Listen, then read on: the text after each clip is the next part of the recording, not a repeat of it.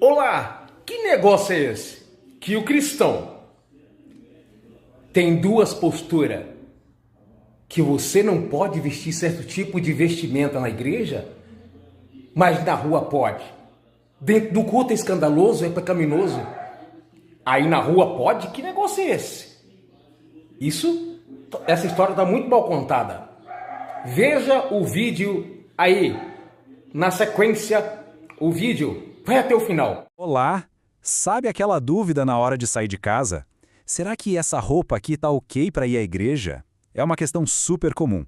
Mas e se a pergunta em si já estiver errada? Hoje, a gente vai mergulhar na visão de um pastor brasileiro que desafia essa ideia, questionando se o debate sobre o que vestir deveria mesmo ser sobre regras ou sobre uma coisa muito mais profunda. O ponto de partida do pastor Ailton Santana é uma coisa que muita gente já deve ter percebido. Parece que existe um código de conduta para dentro da igreja e outro totalmente diferente para o dia a dia. Uma roupa que seria vista com olhos tortos no domingo, talvez nem seja notada na rua na segunda-feira. Por que será que essa diferença existe? É justamente esse nó que ele tenta desatar. Bom, para a gente entender onde está o problema, primeiro a gente precisa olhar para as próprias regras de vestiário. São elas, segundo o pastor, a raiz de um debate que muitas vezes acaba rachando a própria comunidade cristã. E esse conflito é bem nítido, né? De um lado tem a galera mais conservadora, que defende que mulheres devem usar saias longas, vestidos com manga, aquela coisa mais tradicional. Do outro, uma visão mais liberal, que acha super ok mulheres usarem calças, bermudas, blusas sem manga. E segundo o pastor, esse choque de ideias não é uma coisinha boba não. Ele gera uma tensão real dentro das congregações. Mas o pastor vai ainda mais fundo. Ele começa a questionar a essência desse debate todo. Para ele, esse foco exagerado nas regras pode, na verdade, estar escondendo um problema bem maior, a hipocrisia. E para mostrar isso, ele usa uma metáfora bíblica que é, olha, muito forte. A frase é essa: eles estão engolindo um camelo e coando um mosquito. Pensa no peso disso. O pastor usa essa imagem para criticar quem fica ali todo preocupado em coar os mosquitos, que são as regrinhas de vestimenta, mas, ao mesmo tempo, está engolindo camelos inteiros, ou seja, as contradições morais, que são muito, mas muito mais sérias. É uma questão de perspectiva, né? E é aqui que a hipocrisia fica, assim, escancarada. O pastor aponta para uma ironia muito comum. Uma calça jeans discreta, sabe, que não marca o corpo, não revela nada, pode ser proibida. Ao mesmo tempo, uma saia super justa, curta, às vezes até meio transparente, pode ser aceita só pelo fato de ser uma saia. O argumento dele é que o foco acaba sendo na peça de roupa, e não no princípio por trás dela, que seria a decência.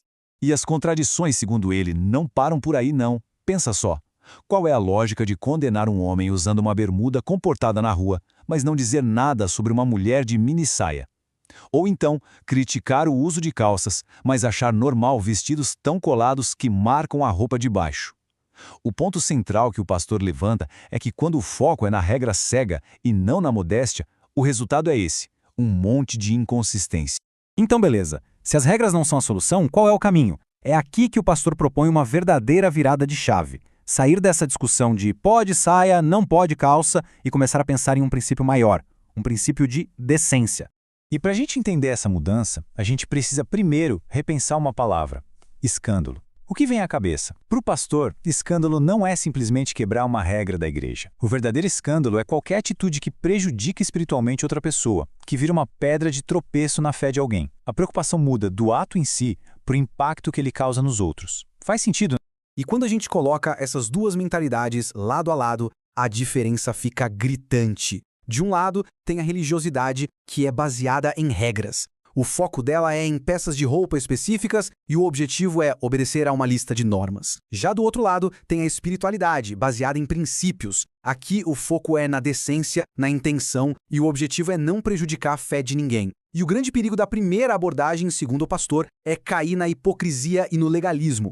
Tá, mas e aí? Como é que essa ideia de viver por princípios funciona no dia a dia? A conclusão do pastor nos leva para uma busca por coerência. Uma coerência entre o que se acredita por dentro e o que se mostra por fora, criando um padrão de conduta único.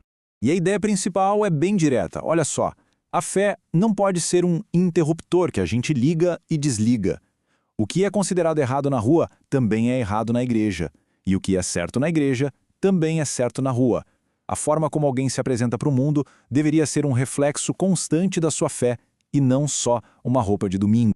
Para tornar isso mais prático, o pastor sugere uma troca de perguntas.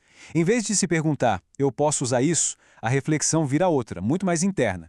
A pessoa deveria se perguntar, isso aqui é decente? Isso é coerente com a fé que eu digo que tenho? Essa roupa passa uma imagem libertina? E a pergunta mais importante de todas, isso pode atrapalhar a fé de outra pessoa? Percebe? A responsabilidade sai de uma lista de regras e vai para a consciência de cada.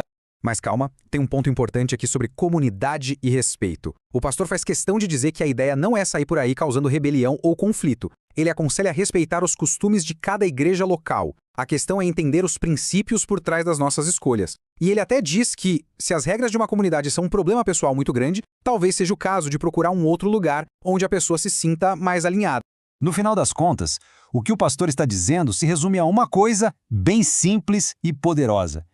Uma vida que é guiada por princípios gigantescos como amar a Deus e amar ao próximo, não precisa de um manual de regras para cada pequena situação. Esses grandes princípios já deveriam ser o guia para todas as escolhas, inclusive a roupa que se veste. E toda essa análise nos deixa com uma pergunta final, uma pergunta para a gente refletir, que vai bem no coração do debate. No fim do dia, o que é que importa mais? As roupas que uma pessoa usa ou a vida que essa pessoa vive?